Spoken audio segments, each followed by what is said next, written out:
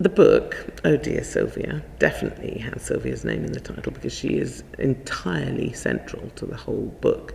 However, Sylvia doesn't speak because Sylvia's in a coma, and so everybody else speaks about her.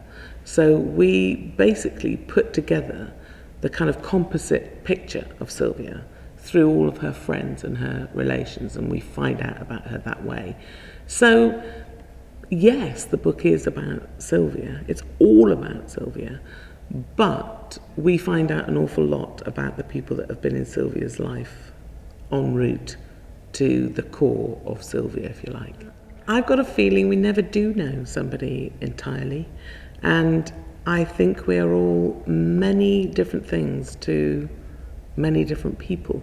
Not just in the way that we have roles with people. You know, I might be somebody's mother, I might be somebody's girlfriend, I might be somebody's sister, but I am different people to all of those even, never mind my close friends, and never mind if I'm hiding a big secret, which Sylvia certainly is.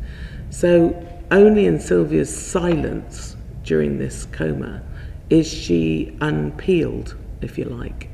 And she is a different person to each of the people who've perceived her in her life. So the life of a novelist is necessarily lonely, and you come from a background of the interaction with others to produce a TV show or whatever it might be. Yeah. How's that been, the transition from one to the other? Well, I would refute that the life of a novelist is lonely, actually, because you're inhabiting so many characters in your head. Well, I am. That's how I write. I write in the first person, and I try to become the characters when I'm writing them. In fact, I suppose there's a more grown-up way of writing where you write about people, but I seem to write as the people. So I'm never lonely at all. And don't forget that if you're a major control freak like me, deciding every single word, every comma, deciding everything about the book is massively fulfilling.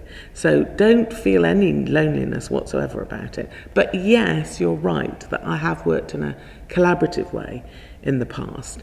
And I suppose that I could miss that, but I don't at all.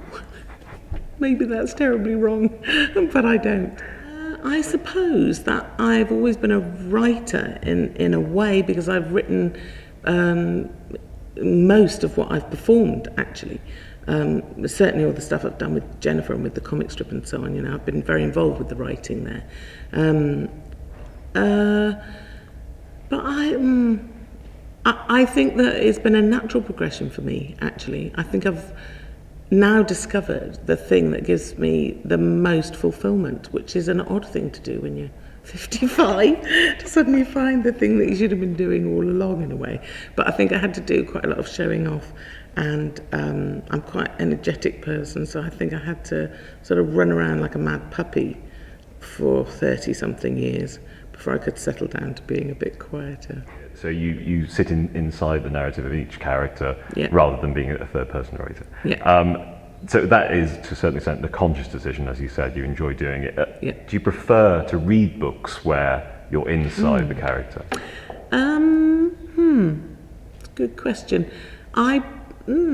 If a book is skillfully written, I don't mind how the author chooses to deliver it, whether they're inside the character or whether they're writing about a character. I don't mind that at all.